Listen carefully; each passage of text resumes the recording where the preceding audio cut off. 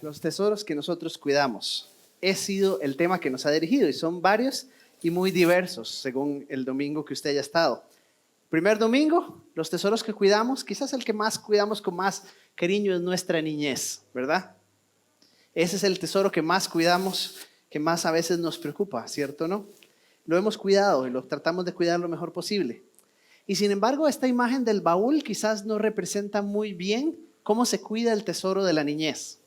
Porque la tentación para muchos es precisamente ese, se cuida que nadie lo toque, alejado, creando esa burbuja.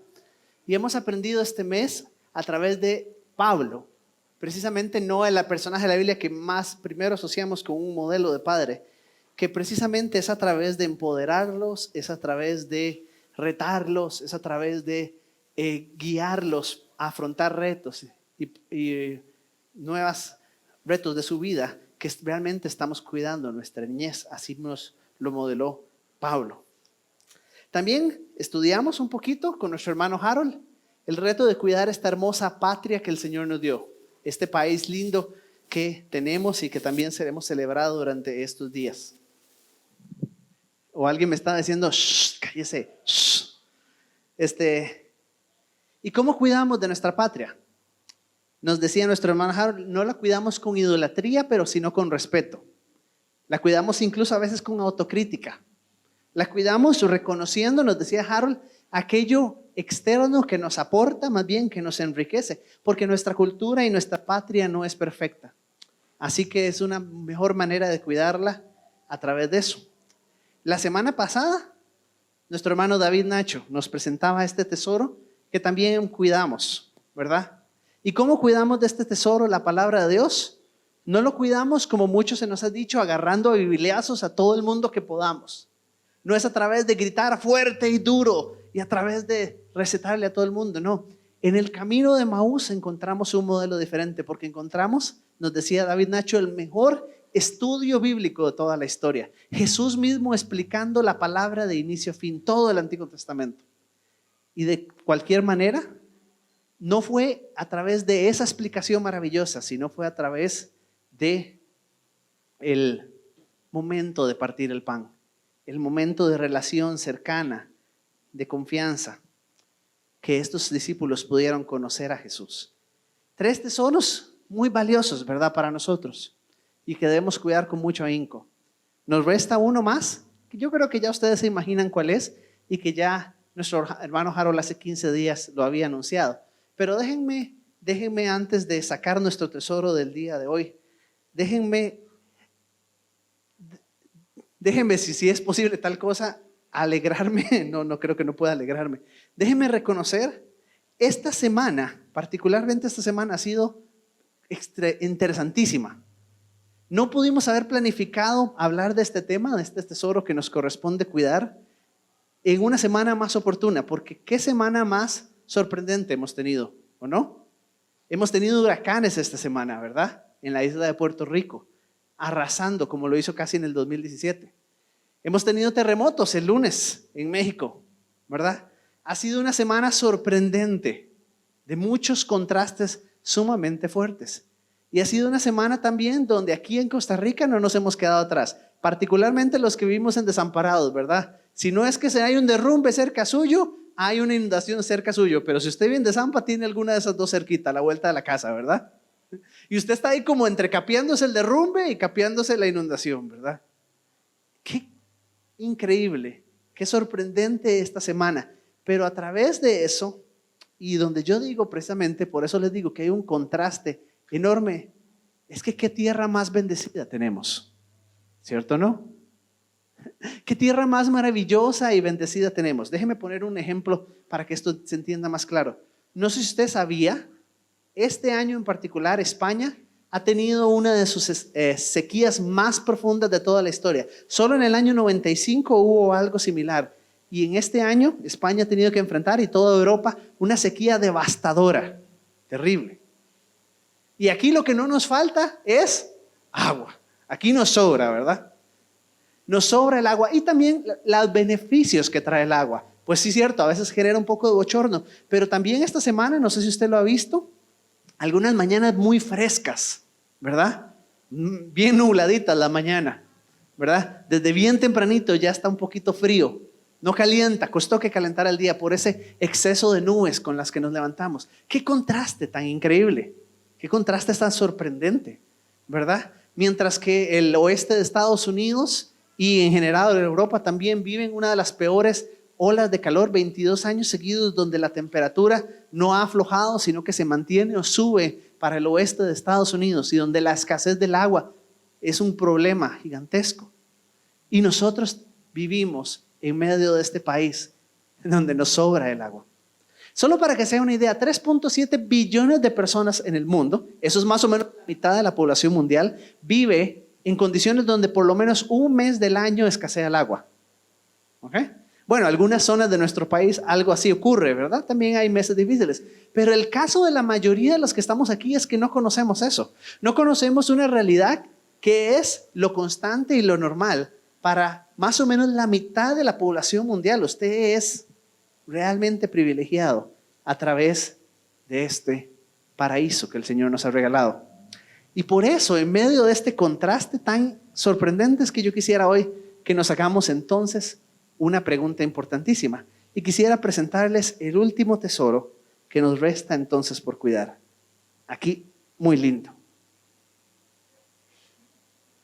Nuestro tesoro para el día de hoy. Pequeño, pero muy hermoso. ¿Sí? Nuestro cuarto tesoro. Esta creación que el Señor nos ha dado, esta bendición que el Señor ha puesto en nuestras manos, es también un tesoro que cuidamos. Pero precisamente, en medio de esta época de contrastes, y como les decía, no lo planeamos así, ¿no podría yo pensar una mejor manera de cómo, un mejor momento de cómo introducir nuestro mensaje de hoy? ¿No podría yo haber pensado una mejor semana quizás para hablar de esto, a pesar de lo difícil que ha sido? Porque esta es realmente una pregunta difícil. Entonces, ¿cómo podemos pensar de una manera cristiana sobre estos eventos? Esta tragedia tan dolorosa y triste en Cambronero. Este peligro tan inminente que tenemos algunos de que la tierra se vaya a caer. Nunca me había pasado, me pasó el sábado, ayer hace 8. A 5 kilómetros de llegar al túnel del Surquí, se cierra. Y se cierra porque se cierra. No se vieron las noticias, estuvo cerrado hasta el martes, más o menos estuvo cerrado, ¿verdad? Y estábamos ahí un sábado bajo un aguacero a las 4:30 de la tarde en el túnel del Surquí, dándonos cuenta que lo único que resta es de media vuelta, vuelva a bajar todo el Surquí, vaya hasta Sarapiquí para subir por Barra Blanca. Que por cierto, también la callecita estaba medio tremenda, ¿verdad? En medio de esos contrastes difíciles, pasando por la Catarata de la Paz, ¿la conocen? Preciosa, ¿verdad? Pasamos de noche, ya era noche, imagínense cuando veníamos. Y aún así es linda esa catarata, ¿verdad? En medio de una historia donde estábamos huyendo para ver si lográbamos regresar aquí el domingo pasado. No les contó el hermano David Nacho, pero yo venía con él y estábamos como de, ojalá podamos regresar, ¿verdad? Porque usted tiene que predicar mañana. Esa es la pregunta que nos llama el día de hoy. ¿Cómo pensar de una manera cristiana en medio de una época como esta? Y a donde quisiera entonces que nos enfocáramos y donde quisiera que nosotros partiéramos es del puro relato con el que inicia la Biblia. Génesis del 1 al 3 es un texto maravilloso en la Biblia, porque es un texto que responde muchísimas preguntas. Es un texto que nos guía y nos da una manera de pensar cristiana de muchísimas cosas. Simplemente que también es un texto que nos genera muchas preguntas. Y por esa misma razón, casi nunca usted escucha mensajes, casi nunca usted escucha cristianos reflexionando sobre Génesis del 1 al 3. Es cierto, nos genera muchas preguntas, pero también nos resuelve grandes y enormes interrogantes. Así que en medio de este relato donde Dios creó, pero también donde el hombre tomó decisiones y tomó del fruto que Dios había dicho, no puedes tomar de él, en el final de este relato hay un detalle que usted ha pasado posiblemente muchas veces por ahí y nunca había notado, pero hoy nos zambullimos de lleno a tratar de comprender. Hoy nos dedicamos estos minutos de lleno a entender estas palabras. Dice Génesis capítulo 3, versículos del 17 al 19. Al hombre le dijo, por cuanto le hiciste caso a tu mujer y comiste del árbol que te prohibí comer, maldita será la tierra por tu culpa. Ese hubiera sido el título para este sermón. No quise ponerlo por respeto a ustedes, pero ahí está la frase que quisiera que nos mastiquemos juntos. Maldita será la tierra por tu culpa. Y continúa entonces explicando un poquito de qué significa eso. Con penosos trabajos comerás de ella todos los días de tu vida. La tierra producirá cardos y espinas y comerás hierbas silvestres. Te ganarás el pan con el sudor de tu frente hasta que vuelvas a la tierra de la cual fuiste sacado, porque polvo eres y al polvo volverás. Gracias, Roberto. Entendamos un poquito más a fondo esto que está ocurriendo aquí. Todo esto nace de una insistencia que está en los versículos anteriores. Toda esta consecuencia, este castigo, esta frase fuerte y directa, por culpa tuya es maldita la tierra, nace de una insistencia clara que el Señor tenía, y la insistencia es que Él había diseñado al hombre, Él había puesto al hombre, Él había encargado al hombre la administración de la tierra. Una y otra vez lo vemos en el libro de Génesis. Una y otra vez la Biblia misma nos confirma que Dios decidía, Dios quería que el hombre estuviera sobre toda la creación. Y lo bendijo con estas palabras: sean fructíferos y multiplíquense, llenen la tierra y sométanla, dominen a los peces del mar y a las aves del cielo y a todos los reptiles que se arrastran por el cielo. El Señor había creado, y desde que nos creó nos puso en una relación particular con este planeta, con esta tierra.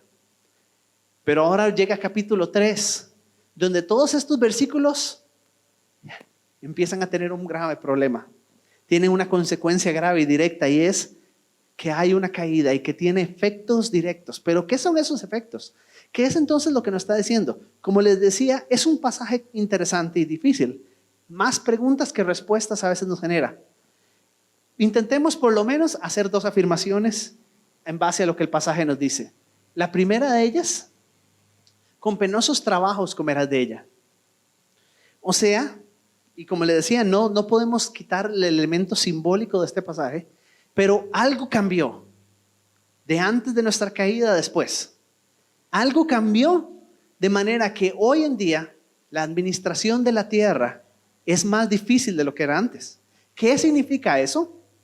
¿Cómo significa que eso ocurre? Bueno, es cierto, como les decía, no nos da todas las respuestas Génesis, pero al parecer algo cambió, y ahora nuestro rol de administrar esta tierra, nuestro rol de vivir en esta tierra, de construir casas, de hacer ciudades, de viajar de un lugar a otro, todo eso que conlleva administrar los recursos que tiene esta tierra, ahora es más difícil, producto de esta situación. Y lo segundo, también esa segunda afirmación: la tierra producirá cardos y espinas, lo cual es interesante. Otra vez, no le quitemos tal vez un relato simbólico de qué representan esos cardos y esas espinas, y sin embargo de alguna manera nos está diciendo: hay un cambio en la biología terrestre, producto de este acto que hizo el hombre. En la flora planetaria hubo un cambio, así de grande y significativo es. ¿Cómo entenderlo? ¿Qué es exactamente? No lo sé. No tengo todas las respuestas. O quizás surgen más preguntas que respuestas. Pero esto que hiciste, le dice Dios al hombre, está cambiando la biosfera terrestre. Tiene consecuencias incluso sobre la biosfera terrestre. Producto así de importante y grande. Y rompe esa relación importantísima para nosotros y para la vida. Tal vez necesitamos un panorama más amplio. Si usted no me ha captado el punto, déjeme explicárselo de esta manera. Nosotros cristianos hemos afirmado que hay 4 esferas de relación que se rompen. Que cuando el ser humano toma esta decisión terrible de pecar, no tiene solo consecuencias en una, sino 2, 3 e incluso 4. 4 cosas se rompieron en ese acto. Se rompió esta capacidad de relacionarse con Dios de una manera al parecer tan directa y natural que existía en el huerto del Edén, donde Dios caminaba y hablaba con Adán. Producto de eso, esta relación con Dios se rompió, y hoy tenemos que vivir en medio de este reto de buscamos a Dios, pero tal vez no de una manera tan simple o sencilla. Lo segundo que se rompió es la relación con mi prójimo. Deberíamos leer todo el capítulo 3 para que esto quede muy claro. Se lo dejo de tarea si no. La relación entre hombre y mujer fue lastimada a producto del pecado. Yo creo que no necesito demostrarles a ustedes que eso es cierto en nuestra sociedad, que a veces las relaciones hombre-mujer y en general las relaciones humanas son difíciles. En ese momento solo había una y por eso hombre y mujer. Pero en general las relaciones humanas son difíciles. Y producto de la caída hubo unas consecuencias. Así como se dañó mi capacidad de relacionarme con Dios, se dañó mi capacidad de relacionarme con otro. También hemos afirmado las relaciones conmigo mismo fueron dañadas. El autocontrol. Es muy curioso para mí que en el fruto del Espíritu Santo, en la lista que nos da Pablo en Gálatas, dice que el autocontrol es un fruto del Espíritu. Si es autocontrol, es auto, porque alguien me lo tiene que dar. Y la respuesta es porque desde la caída el hombre perdió esa capacidad. El hombre a veces no se controla. Quizás no tengo que demostrarle eso a usted. El hombre a veces quiere lo mejor, dice Pablo, pero no lo hace en Romanos. Entonces, se rompió esa capacidad de relacionarme sanamente conmigo mismo. Podríamos incluirlo dentro de esas relaciones. Y por último, mi relación con la naturaleza también. Y es lo que venimos a enfrentar y a dialogar el día de hoy. Dentro de ese panorama, hay 4 relaciones rotas. Las 4 necesitan redención. Hay 4 relaciones rotas y solo las conoceremos plenamente restauradas hasta el capítulo 21 de Apocalipsis, que por cierto habla de un cielo nuevo y una tierra nueva. ¿Se dan cuenta? Caminemos un poquito, veamos un ejemplo de esta última que les digo que me parece particularmente importante. No sé si usted ha escuchado, hay un debate grande, hay un debate intenso, acalorado, bueno, precisamente es acalorado porque es del calentamiento global, sobre quién es el responsable del calentamiento global. Hay quienes insisten y han dicho que en realidad son procesos naturales que ocurren en la Tierra y que poco podríamos hacer nosotros, porque la Tierra siempre ha vivido en épocas de calor extremo a frío extremo, y la Tierra a lo largo de la historia ha tenido esos ciclos. Y entonces dicen no es responsable, no tenemos que hacer nada. ¿Por qué sería una pregunta importante quién es responsable del calentamiento global? ¿Por qué sería una pregunta importante? Bueno, porque el responsable debería hacer algo al respecto, ¿no? Entonces es muy conveniente, ¿verdad?, poder afirmar que no somos responsables. ¿Qué estamos entendiendo hoy? ¿Qué quisiera yo, hermanos, que ustedes entiendan hoy? Que la pregunta para un cristiano es irrelevante. ¿Por qué? Porque antes de que lanzáramos la primera partícula de clorofluoruro carbono, lo dije bien, ¿verdad? Clorofluoruro carbono al aire. O antes incluso de que empezáramos a usar combustibles fósiles, maldita era la tierra por causa nuestra. Para un cristiano y desde una perspectiva cristiana, el debate es irrelevante porque el cristiano dice yo soy responsable. Maldita es la tierra por nuestra culpa.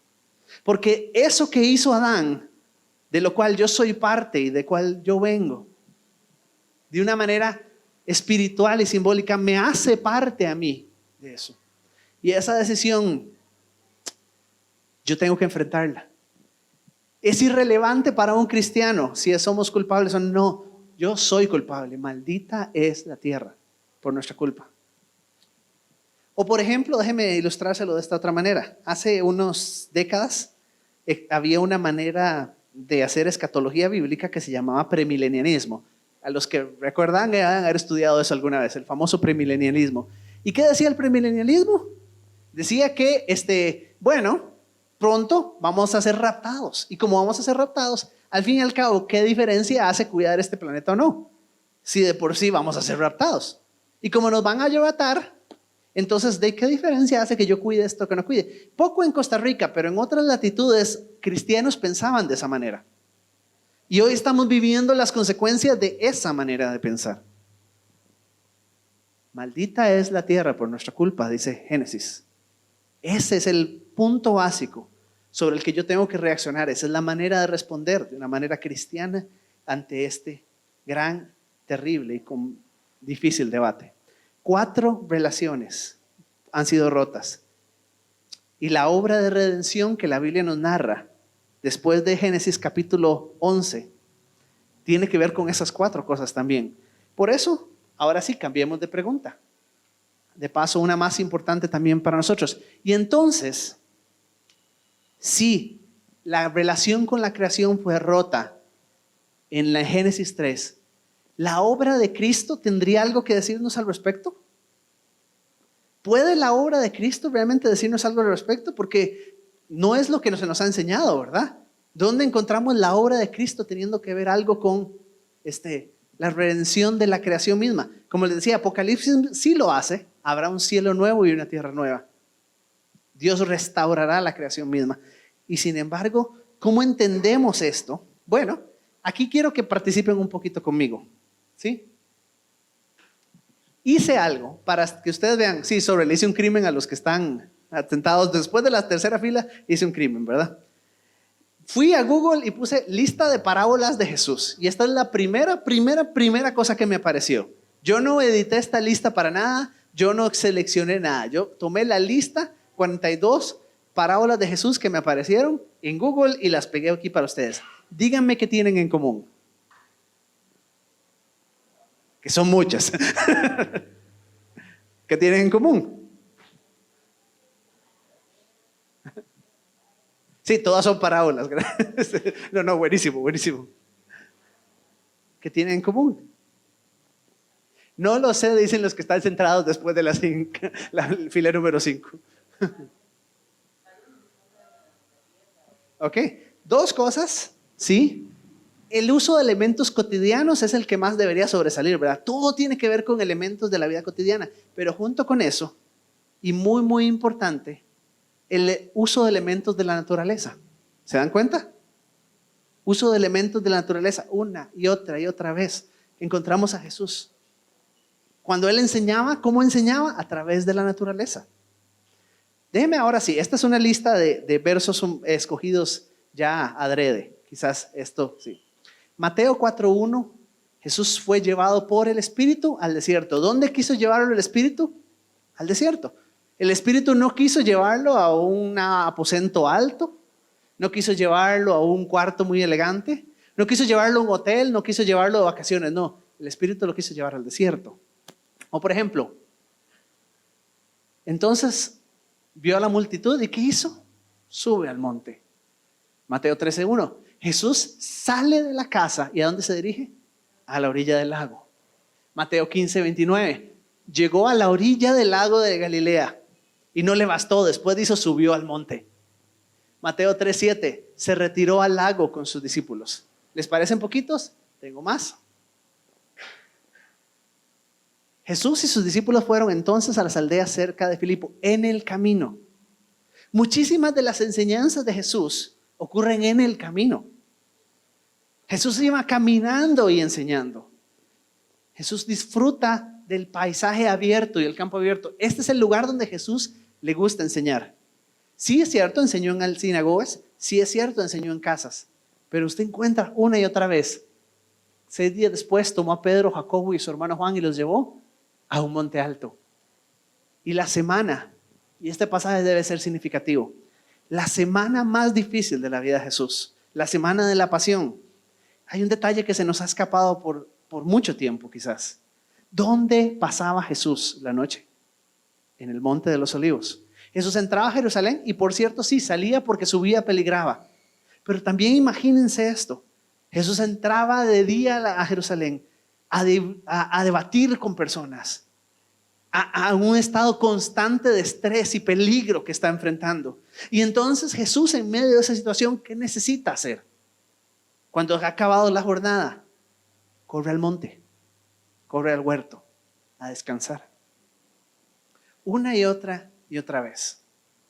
Decía un profesor mío del seminario, don Roberto Sabian, un tocayo muy querido, 75% del ministerio de Jesús ocurre al aire libre y 75% de las enseñanzas de Jesús tienen que ver con elementos de la naturaleza. Ya deja de ser coincidencia, ya que hay algo más, hay un estilo de vida que Jesús mismo nos está modelando y quizás nos está también llamando. Ahora, hagamos una pausa aquí porque posiblemente usted tiene esta pregunta ya. Si yo he sido cristiano por tanto tiempo, ¿por qué nunca nadie me había dicho de esto? Si esto es tan claro y evidente como usted quiere decir, ¿por qué nunca nadie me había contado de esto?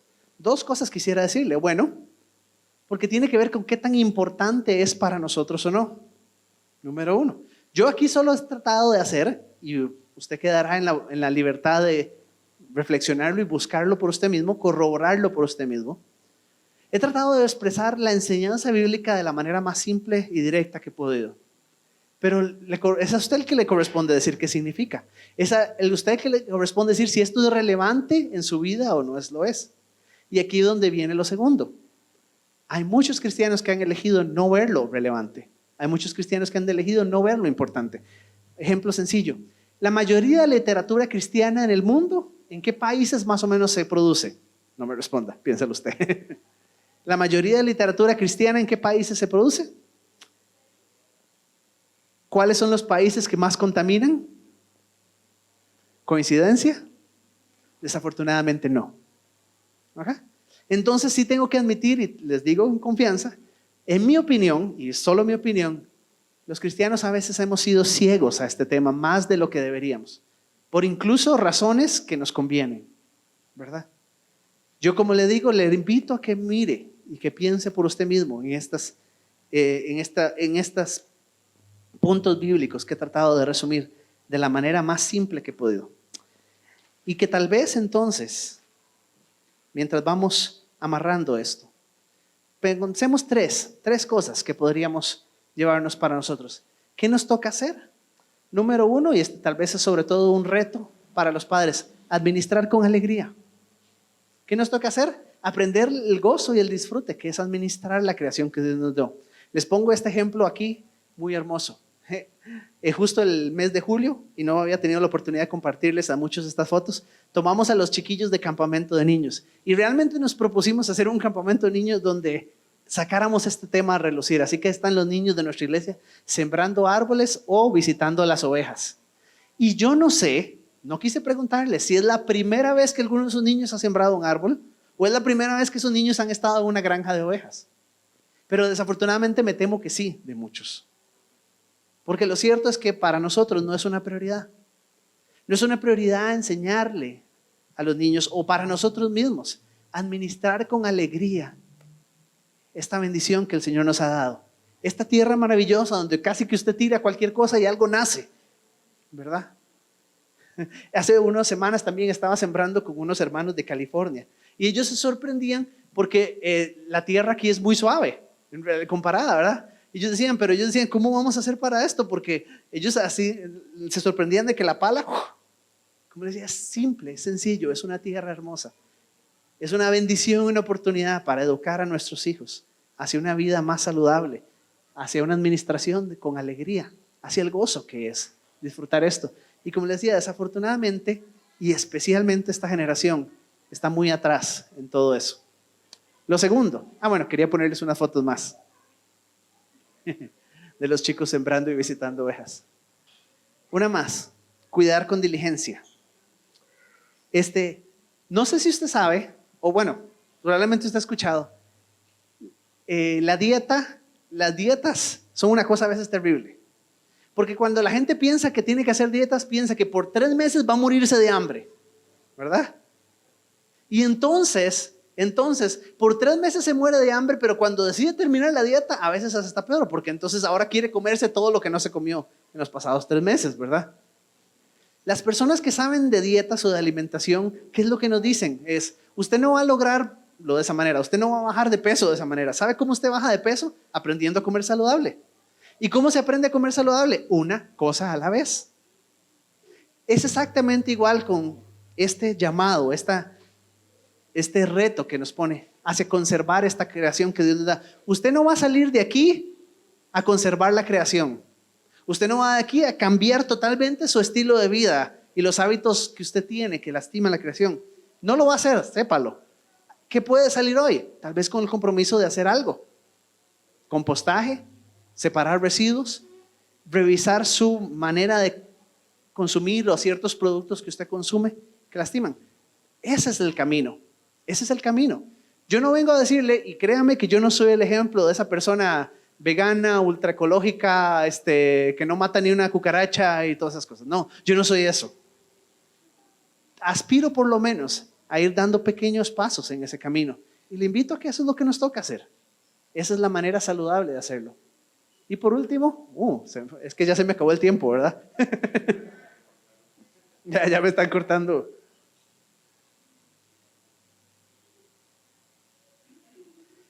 Y por último, ¿qué nos toca hacer? Y quizás es lo único que usted necesita llevarse hoy. Disfrutemos, hermanos. Disfrutemos con alegría de esa bendición que el Señor nos ha dado. Hoy la palabra aventura está desprestigiada. Y Jesús nos modela una vida de aventura. Una vida de dormir al aire libre. Una vida de enfrentar los retos de la naturaleza y disfrutarlos. Una vida de no en las vacaciones ideales con todo incluido, no. La vida de caminar por el desierto, a veces es caliente, incómodo, ¿qué importa? La vida de subir montañas, es cansado, es difícil, por supuesto, pero hagámoslo. Una vida de aventura que nos modela Jesús y que vale la pena y que quizás es el único reto que usted necesita llevarse hoy. Permítame cerrar nuestro tiempo esta mañana con un verso de Moisés en el libro de Deuteronomio. No es quizás el más apropiado porque realmente Moisés está hablando del pacto de Dios con su pueblo y sin embargo es maravillosamente precioso para cerrar nuestra mañana acá. Antes de hacer eso, ¿alguien quiere llevarse un recuerdo de este mensaje? ¿Sí? Ok, ¿lo llevan para Hogar Sol? Sí. Ah, bueno, se lo dan a las tías para que lo cuiden mucho. Eso. Y tengo 10 más de esos que puedo regalar ahora cuando termine el culto si usted no reaccionó suficientemente rápido. Que dicha que los chicos sí están con... Para terminar nuestro tiempo juntos. Dice Deuteronomio capítulo 30, verso 19. Hoy pongo el cielo y a la tierra por testigos contra ti, de que te he dado a elegir entre la vida y la muerte, entre la bendición y la maldición. Elige la vida. Elijamos la vida.